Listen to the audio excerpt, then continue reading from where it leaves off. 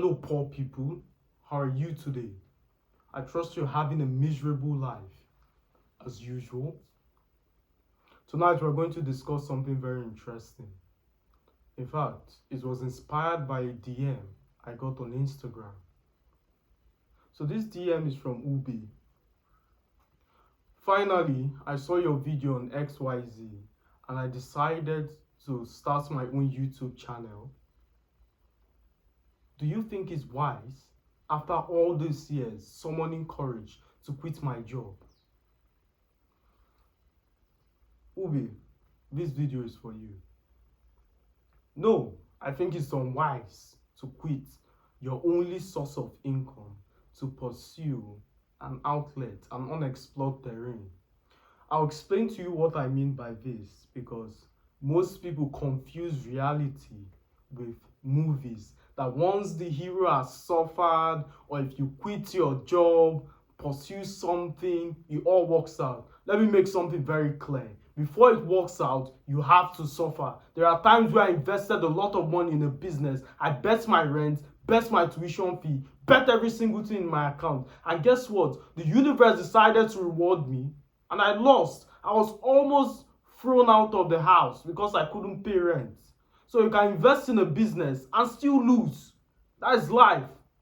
It's not like a movie with the morale will try to portray that once you invest or once you go all in or once you try as hard as possible, it works out. That's not how life works. So Ube, quitting your job to start a YouTube channel is not a very wise idea. In fact, one of the reasons you have this desire to take a bold step is not necessarily because you're interested in that goal, is you want to feel the gratification of moving forward. And I've expanded this in my teaching.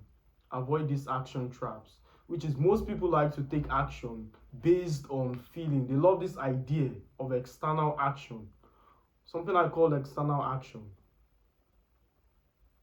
So action based on dopamine that doesn't lead you anywhere. E.g., new year, new me.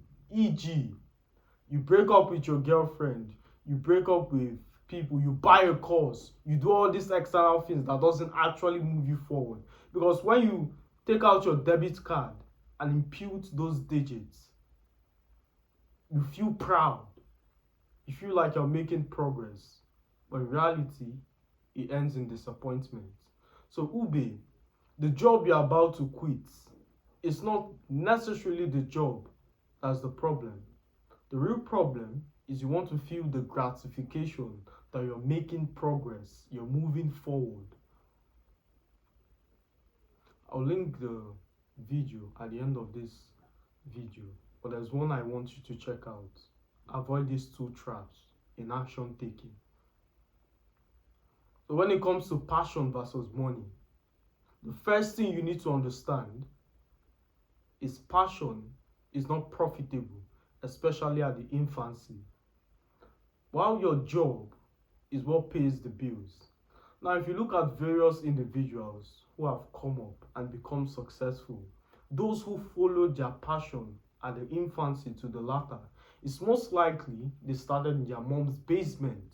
They had a shelter, they had roof over their head, they had food to eat, they had security. Do you have all of that? Exactly. All of the amenities your job is currently paying for was paid by someone else. So you don't have that kind of escape route to make that decision. So the best thing you need to do, or the best move on the chessboard, is keep working your job while you work on your passion part-time. Then once the part-time job gets to a point where it can substitute for the income of the original job, then it's time to quit and go all in. Also, if it's possible for you to keep working the job while you work the part-time job, if the passion is something that can be delegated, something that doesn't involve your presence, then you can do both. I know a guy whose real estate company started by him renting out cars. So he had a car in the days of old, cars when cars were not as prevalent as it is. So his car would be used for taxi whenever he went to work. He drops himself at work, hands the key to someone else.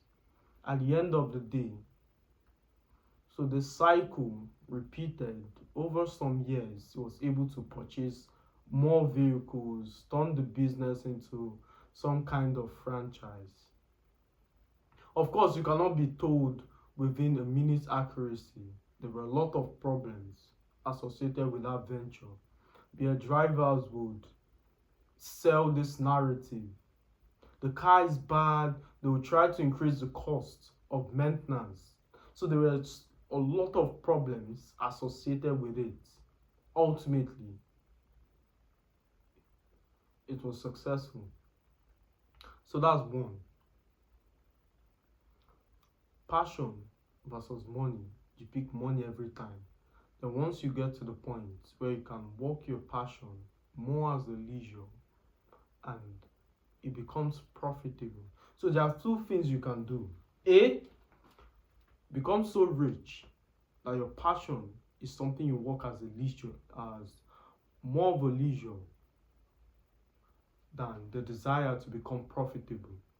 For instance, gardening. If you enjoy being a gardener, it's not going to make you a millionaire, at least from an external standpoint.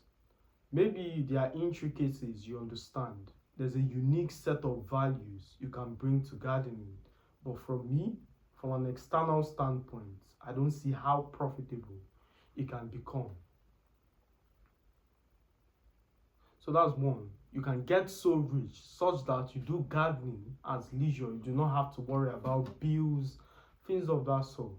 B is the solution I shared. You work on it as part-time. When it becomes profitable, you can work on it full-time. If it's possible to delegate, do exactly that. And as always, my friends, a pleasure speaking to you. I'll see you in the next one.